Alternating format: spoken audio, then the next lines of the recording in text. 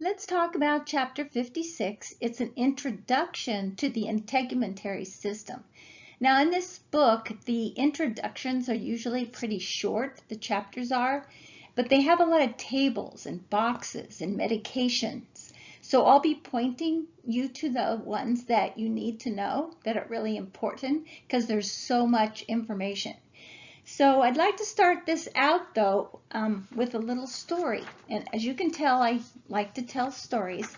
So somebody once asked me, "You're a nurse? Wow, that's cool. I wanted to do that when I was a kid. How much do you make?" I replied, "How much do I make?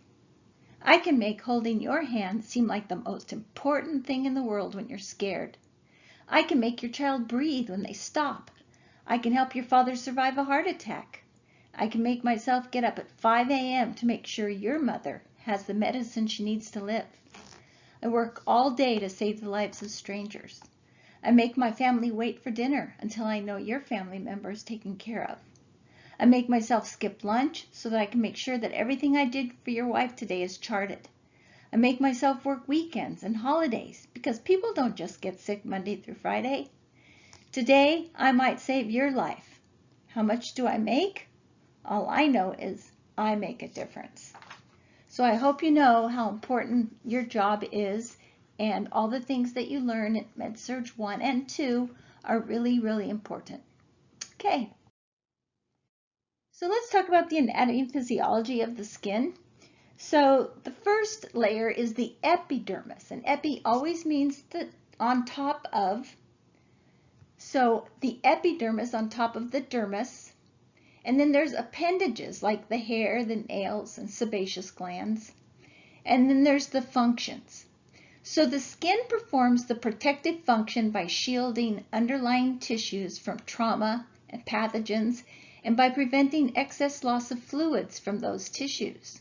The skin participates in temperature regulation by altering the diameter of surface blood vessels and through sweating.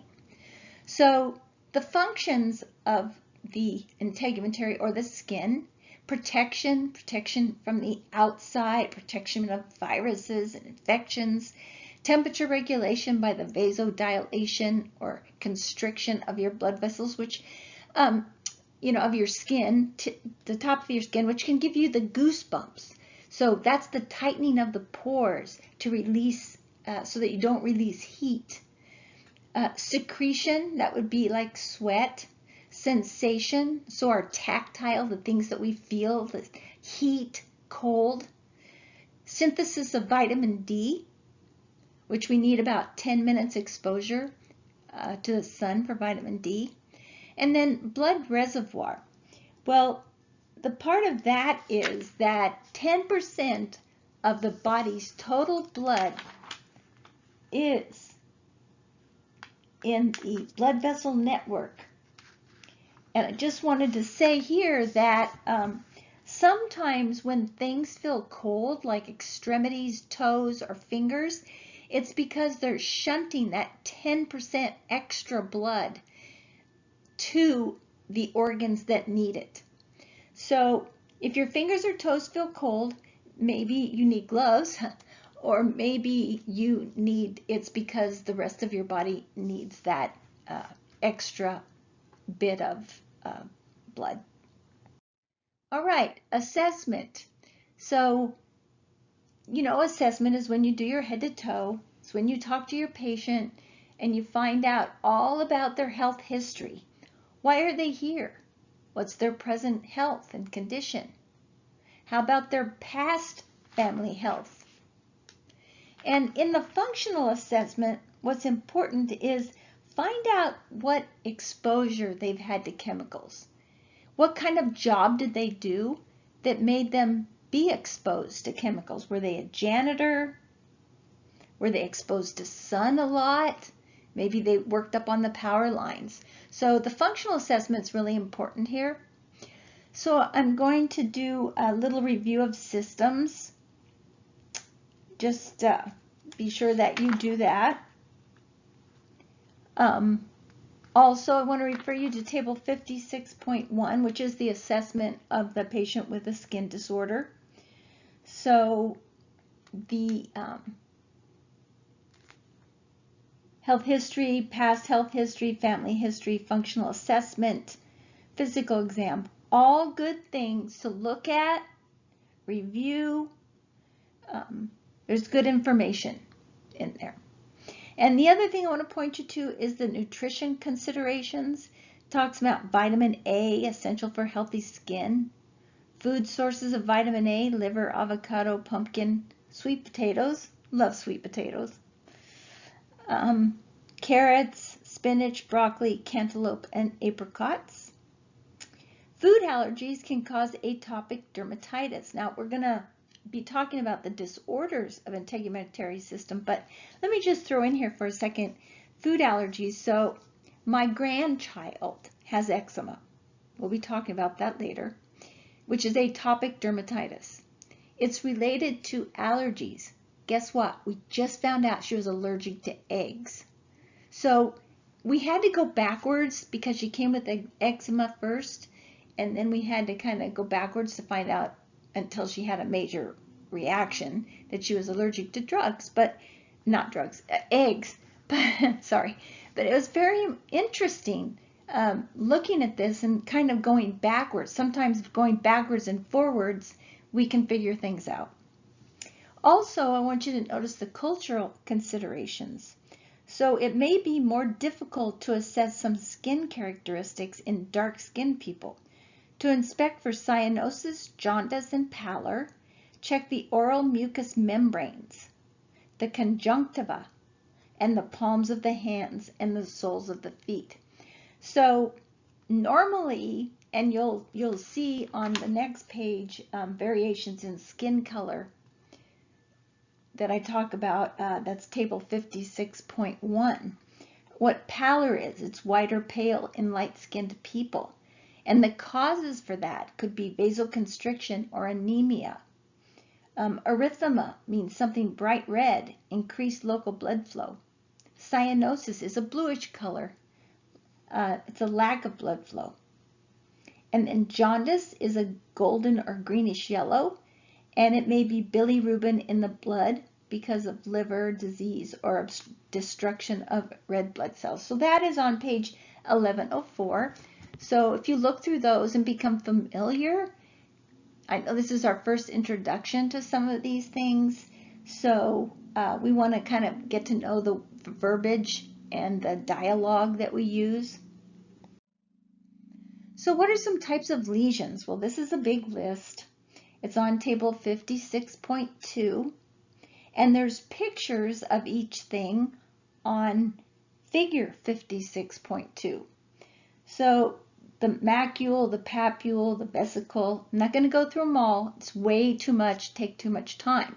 But you can take your time and look at each one of these things. But just know that your tables and your boxes, if I point you to them, they are very important. Pictures are important.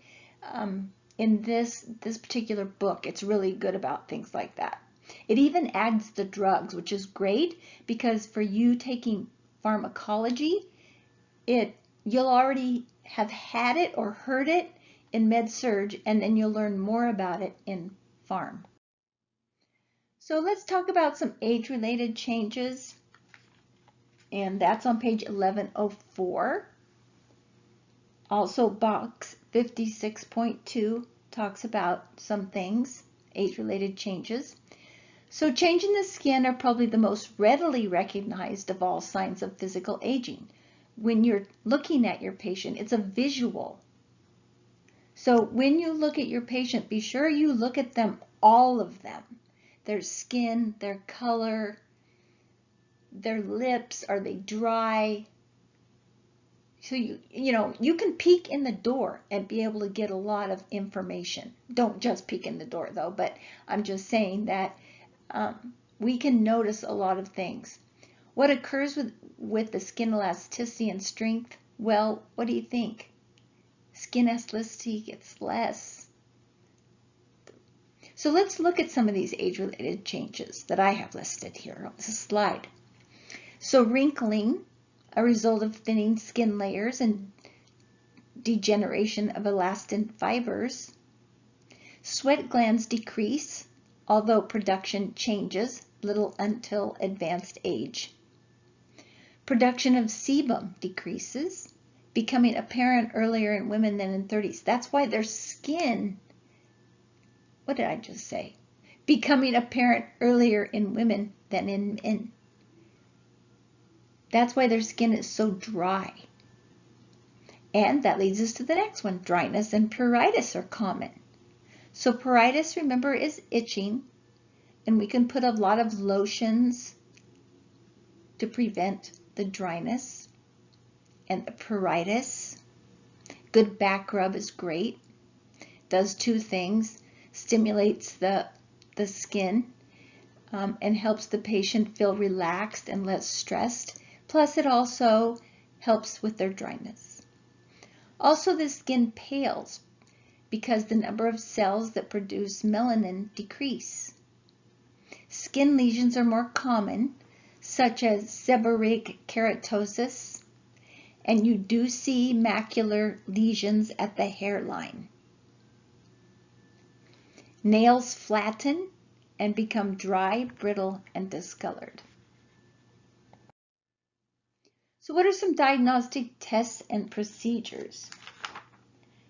So that's listed on page 1106. So culture and microscopic exam of skin specimens. So the KOH or exam is done to diagnose fungal infections of the skin, hair, or nails. The Diagnostic test is used to diagnose viral skin infections. And then there's other things like scabies scraping and skin specimens that can be cultured to identify fungal, bacterial, and viral infections. Then there is the Woods light examination, where a black light is used to assess for pigmentation changes and superficial skin infections. It can also be used to examine the vulva after a sexual assault because it may reveal traces of saliva or semen. There's the patch testing for allergies to identify allergens. I did that once in a doctor's office, and I had like 30 allergens to test for, and you have to draw like 30 little X's, and then you drop 30 different drops of allergens, one in each little X, and then you wait just 30 minutes and you wait to see which one gets a wheal or a redness. And some have more of a reaction than others, some have none. But that's the way we test for allergies. And then there's a biopsies. The biopsy is a removal of tissue for microscopic exam. There's the shave biopsy. It's just where you just shave off the dermis with a scalpel or other instrument. Bleeding usually minimal. There's the punch biopsy. A circular tool cuts around the lesion, which is lifted up and severed. Incisional biopsy, a wedge of tissue is removed from the lesion. And excisional biopsy for deep specimens. Surgical excision biopsy is indicated. Sometimes this is done in the office under a local anesthetic. But table 56.3 presents additional details and nursing interventions for patients undergoing diagnostic procedures. Therapeutic measures, common therapeutic measures, page 1107 in your book. So dressings. So dry dressings are to protect wounds and absorb drainage. Wet dressings are used to decrease inflammation, soften crusts, and promote tissue granulation. Granulation means healing from the bottom up, filling in the hole or the open wound. Absorptive dressings are used to promote removal of excess exudate and are especially useful in wounds without necrotic tissue. Now, negative pressure wound therapy, that's your wound vac. It's usually used for traumatic wounds, ulcers, skin grafts, dehisced surgical wounds, skin grafts. Again, it helps granulation occur in an open area. So you have an open wound, so this negative pressure wound, or the wound vac, helps the granulation occur. So it starts with a large sponge that fills in the wound, the opening, and then as it begins to granulate or heal, the wound nurse will make that sponge a smaller size. I hope that in clinicals you guys get to see a wound vac. Then there's soaks and wet wraps that are used to soothe and soften, remove debris and drainage. Phototherapy. Now, phototherapy, that's over on page 1108. If you'll turn over there. Important things there. Phototherapy is the use of light in combination with photosensitive drugs to promote shedding of the epidermis. But it's contraindicated with lupus. Well, why? Well, remember, lupus is a disease of the skin.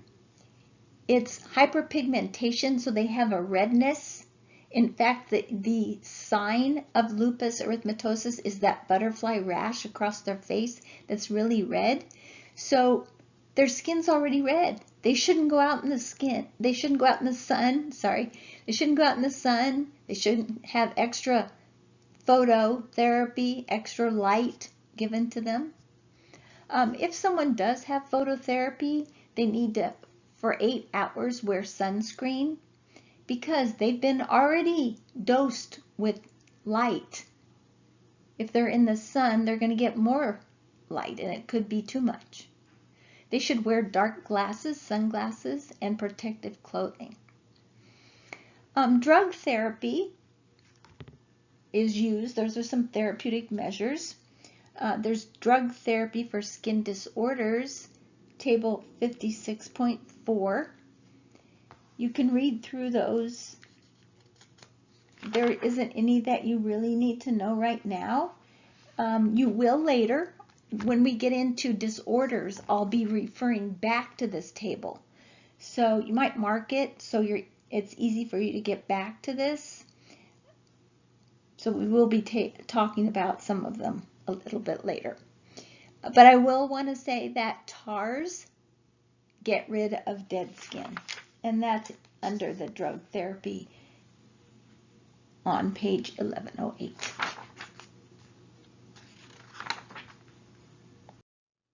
Let's try a question. That was a pretty short chapter, wasn't it?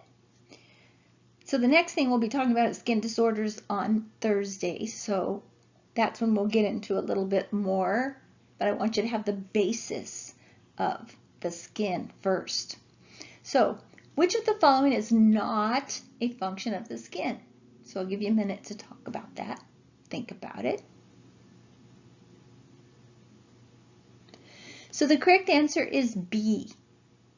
The functions of the skin are protection, body temperature regulation, secretion, sensation, and synthesis of vitamin D. In addition, the blood vessels of the skin can serve as a blood reservoir, but it does not secrete hormones. All right, so that's the end of the chapter. Thank you much. I'll see you on Thursday.